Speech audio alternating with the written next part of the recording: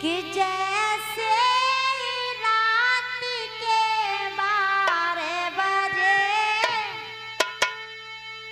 और तैसे वह भूत दिखाने लगा।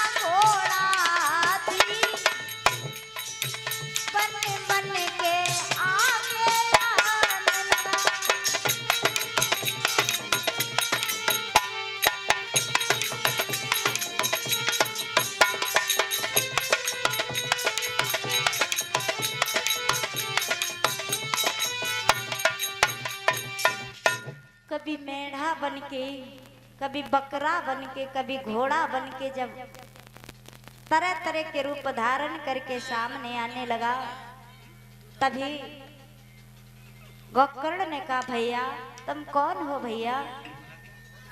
जैसे जल के छींटे लगाए। तभी धुंधकारी ने कहा, भैया भैया मैं तुम्हारा भाई हूँ धुंधकारी भैया, मैं मर चुका हूँ भैया, मरने के बाद एक प्रेत योनि में हूँ भैया, मेरा उद्धार करो। मुझे भूख लगती है तो भोजन नहीं कर सकता मैं, मुझे प्यास लगती है तो पानी नहीं पी सकता।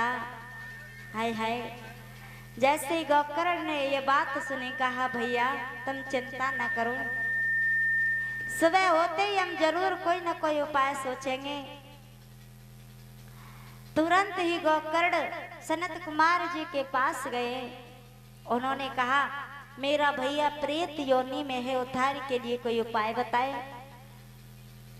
सनत कुमार ने कहा, हे गोकर्ण आप कुछ नहीं, श्रीमद् भागवत कथा का प्रसंग सुनाओ।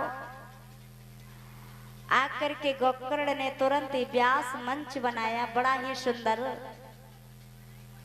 व्यास मंच बना करके स्वयं उस पर विराजमान हुए। 7 गांठ का एक बांस लगाया। जब धुंधकारी वहां आया, धुंधकारी ने देखा मैं कहाँ बैठ करके कथा सुनूं, तभी उस बांस में ही प्रवेश हो गया। 1 दिन की कथा हुई, उस बांस की एक गांठ चटकी, 2 दिन की हुई 2 चटकी। ठीक इसी प्रकार 7 दिन की कथा में 7 गांठ चटकी और धुंधकारी के लिए एक विमान आया, उसमें बैठ करके धुंधकारी अंतर ध्यान हो गए। बोलिए बाकी बिहारी लाल की। अब तो देखो, जब वहां जितने भी भाई बंधु माता बहनाएं कथा सुन रहे थे, तो सबने गोकर्ण जी से एक प्रश्न कर दिया। सबने गोकर्ण से एक प्रश्न कर दिया। कहा, गोकर्ण हमें एक बात बताओ। कौन सी? क्या कथा तुम्हारे भाई ने ही सुनी? अरे कथा तो हम भी सुन रहे थे, लेकिन विमान तुम्हारे भाई के लिए ही क्यों आया, हमारे लिए क्यों नहीं आया? तभी गोकर्ण ने कहा, देखो भैया, श्रोता 3 प्रकार के होते हैं। श्रोता 3 प्रकार के होते हैं। पहला श्रोता, दूसरा सरोता और तीसरा सोता। कौन कौन से? श्रोता, सरोता और सोता। श्रोता वो होता है जो बड़े ही प्रेम से कथा श्रवण करते हैं। कथा होती है तो बड़े ध्यान पूर्वक कथा सुनते हैं, जैसे कि हमारे परिषद महाराज सुनते हैं। सरोता वो होते हैं जो कथा में आए, देखा किधर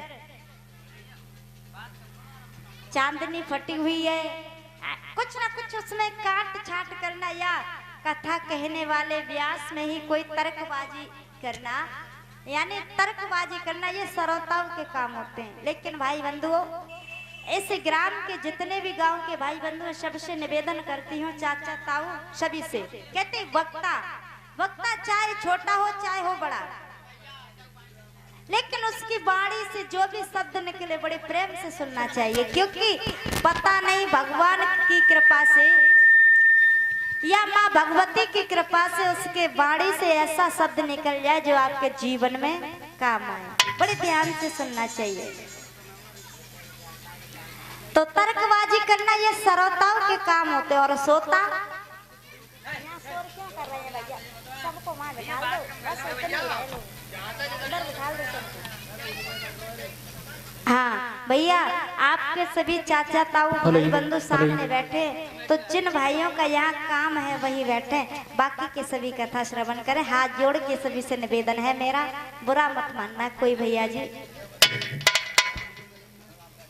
तो देखो सोता कौन से होते हैं? जो कथा पंडाल में आए, धीरे धीरे बैठे रहे बैठे रहे, देखा उनके शीश पर निद्रा देवी का वास होने लगा। निद्रा देवी यानी सोने लगे। सोते सोते देखा कहीं दीवार है और दीवार नहीं मिली, खंबा मिला टेके और सो गए।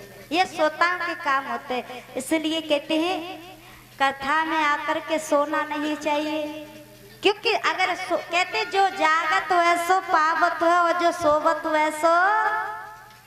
एक गांव में एक कथा चल रही थी, ध्यान से सुनना।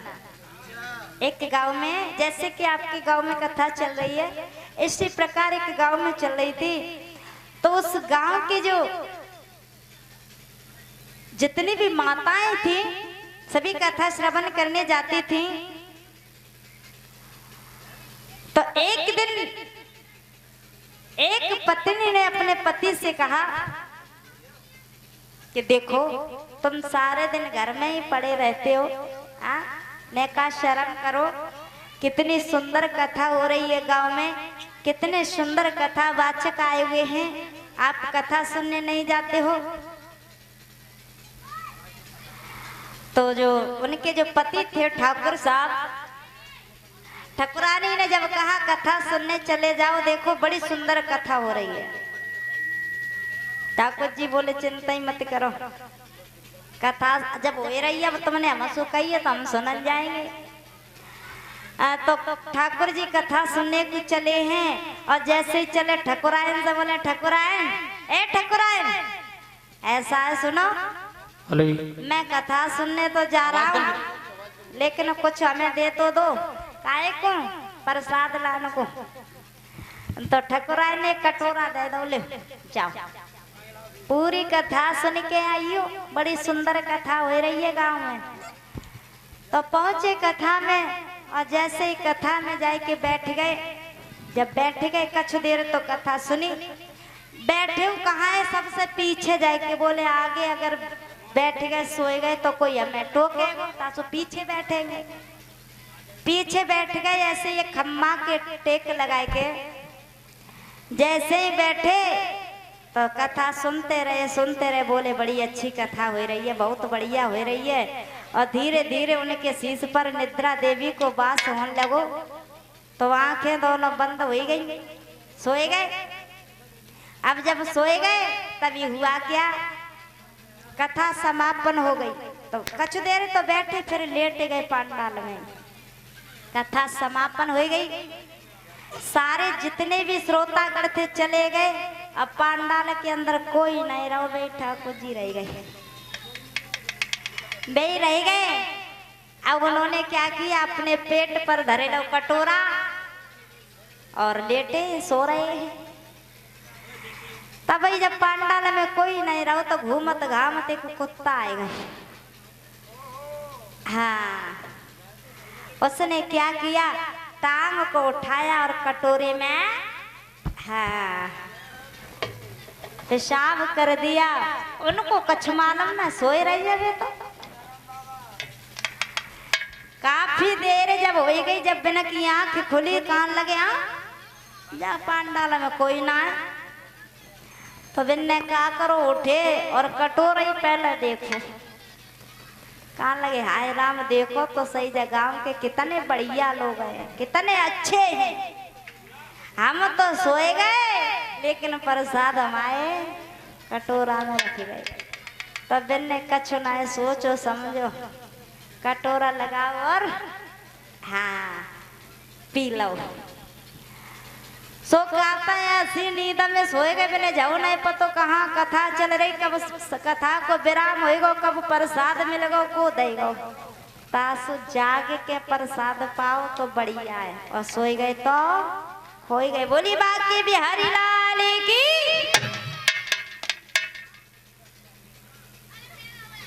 तभी गोकर्ण ने फिर व्यास मंच बनाया और सबको कथा श्रवण कराई। भगवान की कृपा से सबके लिए विमान आया, सभी अंतर ध्यान हो। बोली कन्हैया लाल की। श्री सूत जी महाराज बोले शौनक ऋषियों बड़ी सुंदर भगवान की कथाएं हैं। कहते जैसे जितनी कथा सुनोगे प्रभु की उतना ही आनंद आएगा। कुछ लोग क्या कहते हैं पता है, मैंने इस गांव में भी किसी भैया ने कहा था भैया 1 महीना में यहाँ तीसरी कथा चल रही है। कहाँ तक सुने हैं? पहले व्यास जी आए उनकी सुनी, दूसरी कथा हुई वो भी सुनी, अब जो फिर बैठे तीसरी कथा हो रही है। लेकिन कथा सुने तो सुने कब तक, जब गांव के भाई बंधु माता बहने कथा सुन सुन के बोर हो गए। लेकिन एक बात बताएं परीक्षित महाराज, घर में बर्तन होते हैं, घर में बर्तन होते हैं और उन बर्तनों में हम भोजन करते हैं, फिर उन बर्तनों को हमारी माताएं मांजती क्यों हैं? अगर उनको न मांजा जाए क्या उन्हीं बर्तनों में भोजन कर लोगे? नहीं कर पाएंगे, क्योंकि जो बर्तन है ना वो गंदा हो जाता है। तो उसको जितना हमारी माताएं मांजती हैं उतना ही साफ निकल आता है, उसमें चमक आ जाती है। जब चमक आती है तो वो बर्तन कैसा दिखता है? सुंदर दिखने लगता है। जब चमक आएगी तो सुंदर दिखेगा। इसी प्रकार जितनी भगवान की कथाएं सुनेंगे उतना ही आनंद आएगा, उतनी ही हमारे शरीर में चमक आएगी। तो बर्तन की ही तरह कथा सुनो, बोर मत हो कि वहां सुनी कि वहां सुनी। 1 बार नहीं 2 बार सुनो, 2 बार नहीं 10 बार, 10 बार नहीं 50 बार सुनो, जब तक हमारे अंदर न धारण हो जाए कथा का एक एक रहस्य, तब तक सुनते ही रहो। बोली बाकी बिहारी लाल की। ये जीवन मिला ही किसके लिए है? प्रभु की कथाएं सुनो, प्रभु का भजन करो। कहते हैं घर के कार्य भी करो, खेती भी करो, सब कुछ करो, लेकिन सब होता किसकी कृपा से? उसकी कृपा से। कहते हैं तेरी सत्ता के बिना हे प्रभु मंगल मूल, और पत्ता तक हिलता नहीं, खिले